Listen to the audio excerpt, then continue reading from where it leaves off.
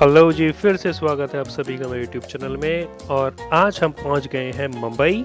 हमें रात पहुंचते पहुंचते काफ़ी लेट हो गया था, तो ये मैं वीडियो सुबह सुबह बना रहा हूं। और अभी मैं घूम रहा हूं फ़िलहाल मेरे होटल्स के बाहर की तरफ। यहाँ पे ये बहुत सारी वेटरनिटी वैन्स खड़ी हुई हैं। एक्चुअली यहाँ पे बहुत सारे स्टार्स आए हुए हैं किसी फिल्म की शूटिंग के लिए। तो ये देख सकते हैं आप कितनी सारी यहाँ पे वेटरनिटी वैन्स खड़ी हुई हैं। एक्चुअली में ना किसी मूवी की शूटिंग चल रही है, उसमें रणबीर कपूर और श्रद्धा कपूर और बोनी कपूर और क्या कहते हैं वो डिम्पल कपाड़िया जी, इन चारों पांचों को तो देखा था मैंने यहाँ पे। तो उनकी शूटिंग चल रही थी यहाँ पे। हम जिस फ्लोर पे रुके हुए हैं उसी वाले फ्लोर पे ही किसी शायद आई थिंक गाना वाना शूट हुआ था, क्योंकि बहुत सारे को स्टार्स भी हैं यहाँ पे। ठीक है, तो काफ़ी बड़ा होटल है, देख सकते हैं आप। और सबसे बड़ी बात ये कि हमें बहुत ही अच्छे रेट में मिला था। मैंने एक सूट बुक किया है और जो उसका ओरिजिनल प्राइस है वो है 6,000 रुपये पर डे का, बट ये हमें एक बहुत अच्छे ऑफ़र के साथ मिल गया। और बहुत ही अच्छा होटल है, काफ़ी बड़ा होटल मैं दिखाऊंगा आपको। और जो हमें हमारे रूम की कॉस्ट पड़ी थी आगे बताता हूँ जब मैं रूम दिखाऊंगा आपको। और ये देखो ये स्टार्स की गाड़ियाँ वगैरह भी खड़ी हुई हैं बाहर। ये काफ़ी बड़ा होटल है, बहुत बड़ा। अभी तक मैं जितने भी होटल्स में रुका हूँ उनमें ये सबसे बड़ा होटल है भाई। और ये रिसेप्शन का एरिया है, मतलब मेरे हिसाब से तो काफ़ी अच्छा सा एरिया था। सुंदर सा, बड़ा सा, आलीशान सा लग रहा था कि यहाँ कुछ है, किसी होटल में अंदर हैं हम। ये रिसेप्शन का एरिया है। और इस होटल में ना लगभग 500 रूम हैं। 5 फ्लोर का है ये होटल, और इसमें ना एक फ्लोर पे लगभग 100 रूम्स हैं। तो ये काफ़ी बड़ा होटल है, बहुत ही बड़ा। ये देखो पीछे तक आपको दिखाई देगा ये कितना बड़ा इसका मतलब व्यू है पीछे का। काफ़ी कितने सारे रूम्स हैं, बीच में कितना सारा एरिया है। काफ़ी शानदार था इतने प्राइस में। और एक्चुअली हम यहाँ रात में पहुँचे थे।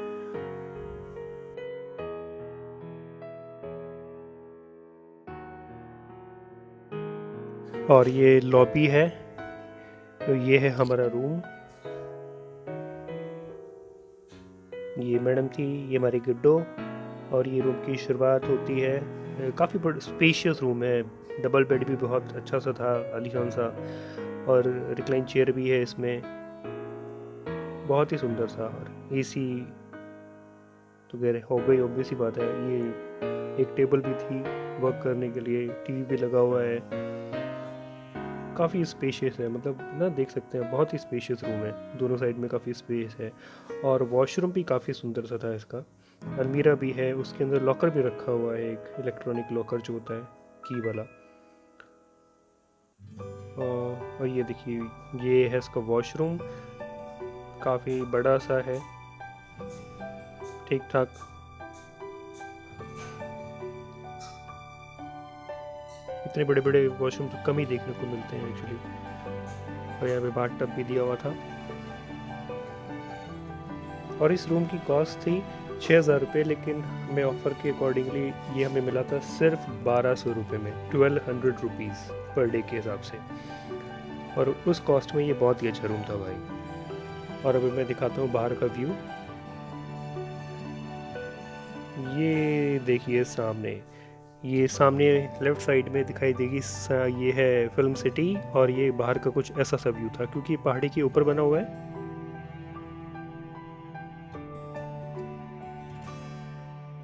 और यहाँ पे हम पहुँच गए जी बिल्कुल समुद्र के सामने। और हमारे बगल में है ताज होटल, आपको दिख रहा होगा। यह काफ़ी खूबसूरत होटल है भाई, सही में वाकई देखने वाली जगह है, देखने वाली चीज़ है ताज होटल। अभी तक अंदर जाने का मौका नहीं मिला, बाहर से देखा भाई अभी तो। उसके बाद उसके सामने आपको दिख रहा होगा गेटवे ऑफ इंडिया, जहाँ पे जाने का एक्चुअली टाइम हमें मिल नहीं पाया, क्योंकि हमारी जो फेरी थी जो एलिफेंटा केव की तरफ जाने वाली थी वो निकलने वाली थी। और आपको टिकट्स यहाँ बाहर ही मिल जाते हैं। टिकट 180 रुपये का टिकट था, 180 रुपीज़ का। आप कहीं से भी ले लीजिएगा, या तो काउंटर से यहाँ पे, या फिर जब एंट्री करते हैं तो यहाँ पे भी लोग वहाँ खड़े रहते हैं, तो वहाँ से भी आप टिकट ले सकते हैं। दोनों के टिकट सेम ही रहते हैं, कुछ ज़्यादा फ़र्क मतलब सेम ही रहते हैं, एक्स्ट्रा पैसे नहीं लेते क्योंकि फेरी वाले भी खड़े रहते हैं, फेरी वाले तो एक्चुअली उनसे टिकट लेते तो उनकी फेरी में जाने को मिल जाता है, तो इसलिए वो खड़े रहते हैं यहाँ पे, एक्स्ट्रा टिकट नहीं लेते। और यहाँ पे ना लोग आके जो बोतल वगैरह वाले पानी वगैरह वाले होते हैं वो आपको आके बोलते रहेंगे कि पानी ले जाओ, आगे पानी नहीं मिलेगा, दिक्कत हो जाएगी। ऐसा कुछ नहीं है एक्चुअली। जहाँ मुझे भी लगा था कि वहाँ पे जहाँ जा रहे हैं वहाँ पे शायद पानी ना हो क्योंकि वो एक पहाड़ है, टापू है, आइलैंड है, ठीक है। तो लेकिन ऐसा कुछ नहीं है भाई, वहाँ तो काफ़ी बढ़िया सी मार्केट बनी हुई है भाई, ठीक है। वो आगे दिखाऊंगा। यार ये फेरी है, फेरी में बैठने की 2 जगह होती हैं, एक नीचे एक ऊपर। अगर आपको नीचे बैठना है तो सेम उसी टिकट में बैठ सकते हैं जो आपने लिया है। अगर आपको ऊपर की तरफ बैठना है तो आपको 10 रुपये और देने पड़ेंगे, तो 10 रुपीज़ दे के आप ऊपर बैठ के ऊपर का नज़ारा ले सकते हैं। और हाँ, एक इम्पॉर्टेंट बात मैं आपको बता देता हूँ कि अगर आप अपनी गाड़ी से जा रहे हैं और आप ताज होटल के बाहर जो पार्किंग है वहाँ पे अगर अपनी गाड़ी खड़ी करते हैं तो वहाँ पे पार्किंग चार्जेस जो है वो है 100 रुपये घंटा।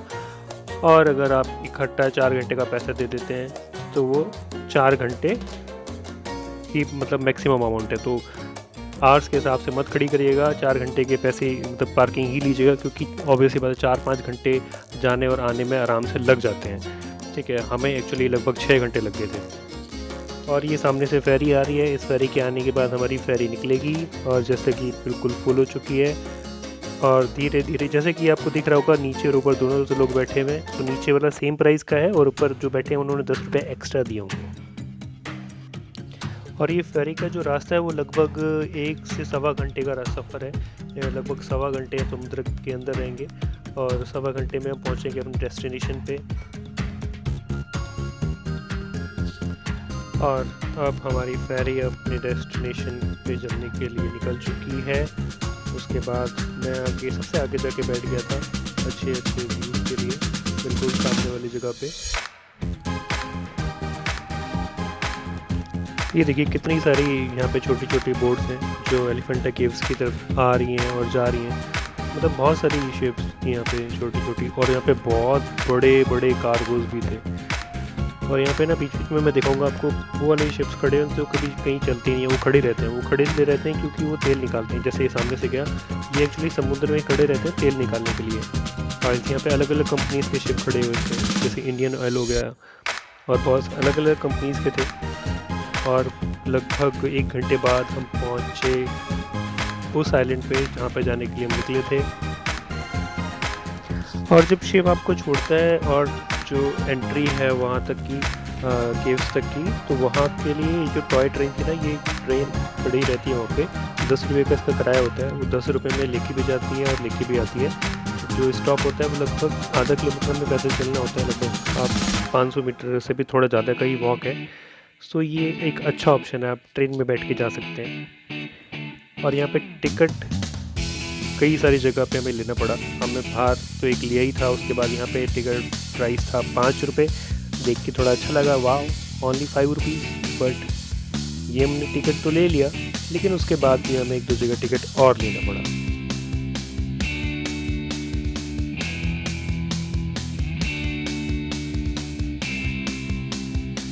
और ये देखिए यहाँ पे मार्केट कितनी सारी है। जब हम जा रहे थे तो हमें लग रहा था यार यहीं से कुछ खा पी के चल लेते हैं और वहीं से पानी की बोतल भी ले लेते हैं, पता नहीं वहाँ पे कुछ होगा कि नहीं होगा। लेकिन ऐसा कुछ नहीं है भाई, यहाँ पे अगर भूखे पेट भी आ गए ना तो यहाँ पे कोई दिक्कत नहीं। बहुत सारी शॉप्स हैं यहाँ पे, काफ़ी मतलब ना खाने की टेंशन ना पीने की टेंशन, यहाँ बहुत तरीके की आपको खाने पीने की चीज़ मिल जाएगी। ऐसा नहीं है भाई विरान टापू के ऊपर एलिफेंटा केव्स है, दिमाग में कुछ ऐसा ही था, लेकिन ऐसा कुछ नहीं है। यहाँ पे पूरा मार्केट बना हुआ भाई एकदम बढ़िया। लेकिन ये मार्केट शाम तक ही रहता है, शाम को ही सब लोग चले जाते हैं वापस, रात में पे कोई नहीं रुकता है। और अब बताता हूँ कि एलिफेंटा केव्स हमारे दिमाग में जब हम सुनते हैं ना तो हमारे दिमाग में आता है कि एलिफेंट, वहाँ पे एलिफेंट होंगे या फिर वो जो जिस पहाड़ी पे है वो शायद एलिफेंट जैसी दिखती होगी, इसका नाम एलिफेंट क्यों पड़ा। ऐसा कुछ भी नहीं है। और यहाँ पे जब ट्रेन आपको उतार देगी ना तो उसके बाद भी चलना पड़ता है, मतलब पहाड़ के ऊपर चढ़ना पड़ता है लगभग मतलब आराम से 20-25 मिनट का वॉक है, ठीक है। मतलब अच्छे से घूमते फिरते चलो, चल मारते हुए, शॉपिंग करते हुए। यहाँ पे एक्चुअली शॉपिंग की जो चीज़ें रखी थी ना नॉर्मली इतनी महंगी नहीं थी जितनी नॉर्मली और जगहों पे होती हैं। नॉर्मली रीजनेबल रेट थे सभी के, हमने देखा था।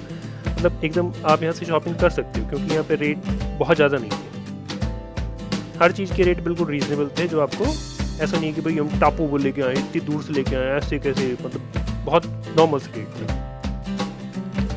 और इतिहास में दर्ज है कि इन गुफाओं का जो निर्माण है वो 4वीं शताब्दी से लेके 8वीं शताब्दी के बीच में किया गया था। और जो थे जिन्होंने इनका निर्माण कराना एक तरीके से शुरू किया था वो सिलहारा राजा थे। तो उस समय लगभग आज से लगभग वही 1400-1500 साल पहले एक्चुअली जो गुफाओं का ट्रेंड था ना, मुझे लगता है तभी एक साथ बनी थी सारी गुफाएं। ये एलिफेंटा केव्स, अजंता एलोरा, ये तभी कोई 1400-1500 साल पुरानी है सारी की सारी। और इन गुफाओं का भी एक अलग ही इतिहास है, जब ये भी अलग अलग समय में अलग अलग राजाओं के पास रही। और ये देखो, ये कुछ मूर्तियाँ रखी हुई हैं, इनका रेट नॉर्मल ही है, मतलब 100-110 इस तरह की रेट है, जबकि बाज़ार में शॉप में थोड़ी महंगी मिलती है, यहाँ पे रेट एकदम रीजनेबल है। और इन गुफाओं को बनाने में कई सालों का समय लगा था। तो जो आखिरी दावेदार थे जो कंपनी को बनवाया था वो था राष्ट्रकूट वंश। और यहाँ पे बेसिकली अभी तक 7 गुफाएं हैं, जिसमें से 5 गुफाएं जो है हिंदू धर्म की हैं और 2 गुफाएं बौद्ध धर्म की हैं। बेसिकली इन गुफाओं का नाम एलिफेंटा पुर्तगालियों ने दिया था। एक्चुअली पुर्तगालियों ने इन गुफाओं में बड़े बड़े हाथियों का निर्माण कराया था, पत्थर के हाथियों का, इसलिए उन्होंने इन गुफाओं को एलिफेंटा केव्स का नाम दिया। और ये भैया फाइनली हम पहुंच गए एलिफेंटा केव्स के द्वार पे। ये लो जी, लोग बाग एलिफेंटा का एन उठा के ले गए और यहाँ से हुई है एंट्री। और यहाँ पे एक बार फिर से टिकट लेना पड़ेगा। यहाँ पे टिकट की कॉस्ट है 40 रुपये। तो यहाँ पे हम तीसरी चौथी बार टिकट ले रहे हैं। और ये कुछ ऐसा सा है ऊपर जाके, यहाँ से लेकिन व्यू बड़ा अच्छा है नीचे के समुद्र का ना, यहाँ से बड़ा अच्छा सा दिखाई देता है क्योंकि टापू के ऊपर है। और यहाँ पे रेट्स लिखे हुए हैं टिकट के, और ये है टिकट। और चलते हैं अंदर। अब ये सामने का नज़ारा है स्टार्टिंग में, बिल्कुल जैसे ही आप अंदर जाएंगे ये इस तरीके से कुछ दिखाई देगा।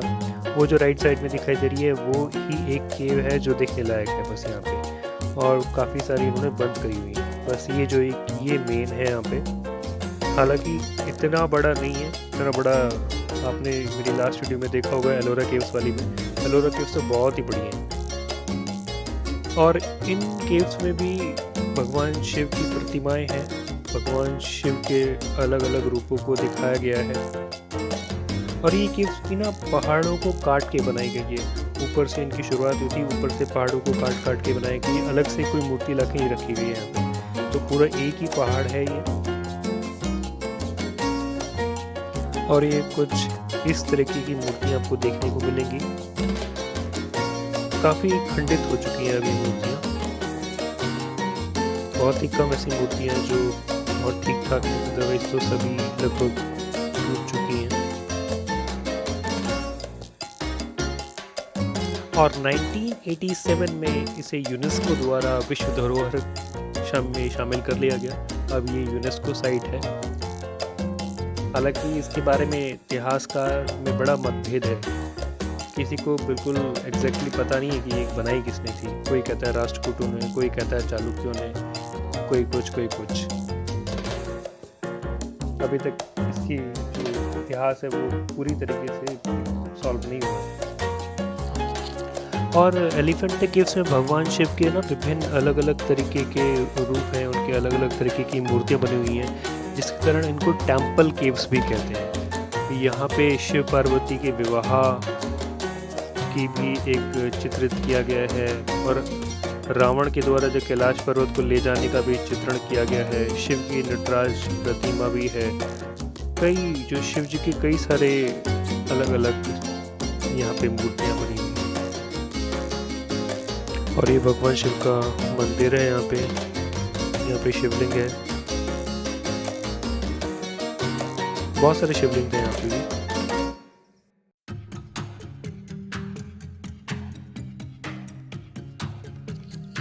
वैसे गुफाएं घूमने का जो असली मज़ा आएगा ना, वो अब क्या कहते हैं एलोरा केव्स में और अजंता केव्स में, क्योंकि वो बहुत बड़ी बड़ी हैं और वहाँ पे बहुत सारी गुफाएं हैं। उसके मुकाबले यहाँ पे गुफाएं कम है, लेकिन हाँ यहाँ का रास्ता बड़ा अच्छा है। आप फेरी में बैठ के जाएंगे वो समुद्र के बीच में टापू के ऊपर, ये एक अलग एक्सपीरियंस है, इसका एक अलग ही मज़ा है। ये भी भगवान शिव का कोई रूप है। और इसी को देखते देखते फिर गार्ड ने बजा दी थी सीटी, क्योंकि बंद करने का टाइम हो चुका था। और फिर हम चले जाते हैं नीचे की तरफ, अपनी फेरी की तरफ, टॉय ट्रेन में बैठ के। एक्चुअली मेरा फ़ोन की बैटरी हो गई थी बिल्कुल ख़त्म, इसलिए मैं रिकॉर्ड नहीं कर पाया। और अगर वीडियो पसंद आई है तो please like, subscribe and share. मिलते हैं नेक्स्ट वीडियो में, बाय बाय।